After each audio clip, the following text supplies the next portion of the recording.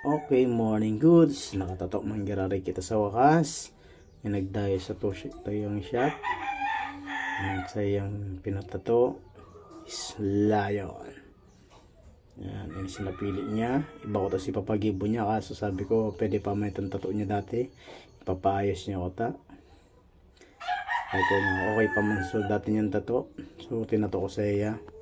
Kaya bagong arts na lang niya ako ang gibuhon mi.